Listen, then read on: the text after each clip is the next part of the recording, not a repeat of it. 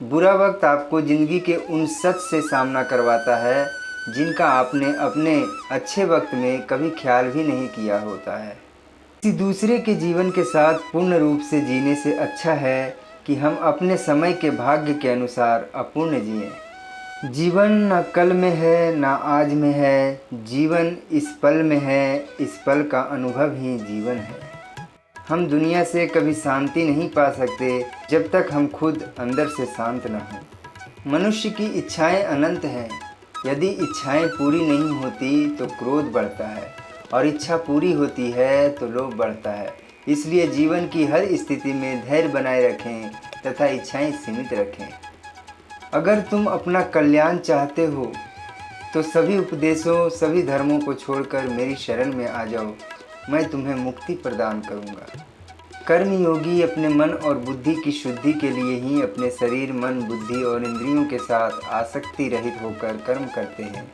हे अर्जुन, मैं सर्वज्ञ हूँ, मैं इस सृष्टि का रचनाकार हूँ। मैं भूत, वर्तमान और भविष्य के सभी प्राणियों को तथा उनके विचारों को जानता हूँ, किंतु वास्तविकता में कोई मुझे नहीं जानता, न ही समझता है। लोग कहते हैं अपनों के आगे झुक जाना चाहिए, किंतु सच बात तो यह है जो अपने होते हैं वह कभी झुकने नहीं देते। यह प्रकृति है जो सभी गतियों का कारण बनती है। अहंकार से मोहित मूर्ख उस धारणा को धारण करता है जो कहती है मैंने किया। गर्मी और ठंड, सुख और दर्द की भावना इंद्रियों के अपनी वस्तुओं के संपर्क के कारण होती है। वे आते हैं और चले जाते हैं।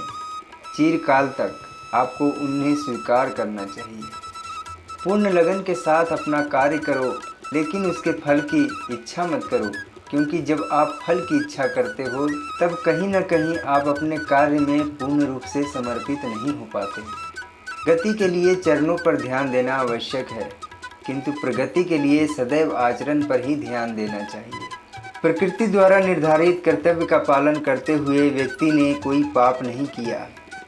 जिसका मन उसके वश में नहीं है, उसके लिए उसका मन शत्रु के समान है। जो मूर्ख है, जो प्रेम को बकवास कहते हैं, प्रेम इस दुनिया की जड़ है जिससे दुनिया बनी।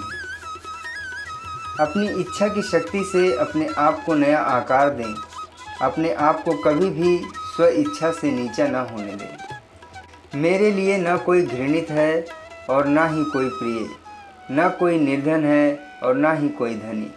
बस जो भक्ति भाव के साथ मुझे याद करते हैं, मैं उनका हूँ और वो मेरे। श्री कृष्ण उन्हीं के हैं जो श्री कृष्ण के हैं। भगवान तो बस प्रेम भक्ति के भूखे हैं। जो भी उनकी भक्ति में लीन होता है, जो भी प्रेम से उन्हें याद करता है, वो सदैव उनका कल्याण करते हैं। राधे राधे। मैं हमेशा तुम्हारे साथ और तुम्हारे आसपास रहता हूँ।